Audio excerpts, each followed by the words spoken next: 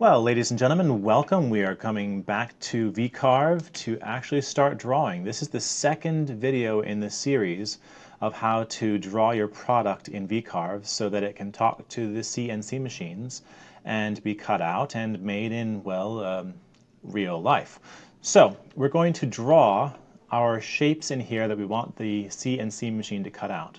Now, from my final draft drawing, which should be done with dimensions and drawn neatly and in your binder at this point in time, you are going to be able to draw some of your components. Now, for example, one of the more common components that people draw are aprons. Aprons are the pieces that go between the table legs if you're making a table, and the aprons can be drawn in Vcarve using the Create Vectors options. This is very much like SketchUp if you've used SketchUp before. So I'm going to go in here and use Create Vectors to draw a rectangle. And I can either just simply draw it over here by clicking and dragging, or I can specify the size I want, which I know already because I've done my final draft drawing. My table design has a lightly arced bottom to the aprons, and the aprons are 10 inches wide and 4 inches tall. So I'm going to choose a width of 10 inches and a height of 4 inches, and I am going to click on Create, which has made my rectangle down here. I'm going to close out of this, and now I'd want that actually on my sheet of plywood, so I'm going to move that using the Move function. Now under Edit you have Select, Node Editing, which we will get to in a moment, and Move. And notice how it has that little four-way arrow, just like in SketchUp? Most CAD programs use the exact same images, and you can click on that, click on the box, and move it onto the plywood. Now, if you have a mouse, which I can't imagine why you wouldn't want to use a mouse for this, you can use the scroll wheel to scroll in and make this centered on your own screen. And so it's bigger and easier to modify, which is next. Now I said that my aprons have a light arc to them on the bottoms, so I'm going to do an arc. Now I could either take a circle type drawing and put it on there and trim out extra pieces, but I don't actually like doing it that way, so we can Control Z to get rid of it. I can take my rectangle and modify its shape using what's called node editing. Nodes, N-O-D-E-S, nodes are where more than one line come together and meet. So under Edit Objects, select Node Editing. I can choose that, choose my box, and suddenly I have these black nodes I can modify, which I can click and drag wherever I want, which is not there. Control Z.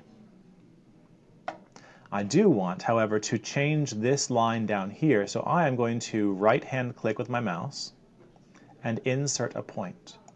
If you, for some reason, have chosen to not use a mouse, then you can use a two-finger tap on your touchpad, and to get this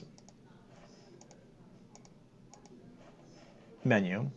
And if I am going to be modifying that node, all I have to do is click it and drag it. That is about where I want my curve to end. But wait, Mr. McLean, that's not a curve. Yes, I'm going to right-hand click once again and smooth it.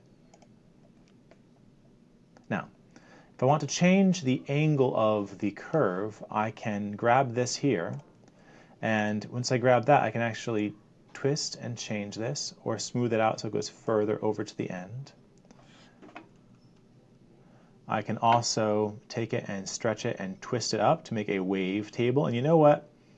I'm going to go back and change my final draft drawing to reflect that I've decided I want a wave for the apron of my table, which is okay. I'm going to change these till they look right, and voila, I have a weird looking apron. Let's make it weirder. No, less weird. There we go. That is what I want all of my aprons to look like, but I need more than one. So all I'm going to have to do is select that, Control C, and Control V, and then I can use my arrow keys to move it over. And I'm going to do that yet again, because I already have two now. Control C, Control V, arrow keys, and I'm going to place these as efficiently as possible on my plywood so that other students may use the same plywood, because I'm not selfish. So therefore, I'm going to put all my aprons across the bottom. The next person, if I'm importing someone else's files, are going to go right here, or right here, or right here, going up the sheet. Now, the last thing to remember is that different components of your product might be from different materials. If you're making a top out of MDF, medium density fiberboard, and aprons out of plywood, then you would make separate files for them. This is plywood I'm working with here, because I've just decided that. And these are the aprons I'm going to use, and I'm going to save that. The last thing I'm going to show you in this video is where to save it properly. So I'm going to save in the shared drive. That is the HMS Giant Class M drive. M like melts in your mouth, not in your hand. Select that. McLean Tech Ed. And since this is for period 3, I'm going to save it in period 3. I'm going to change the name to McLean. Use your last name, please.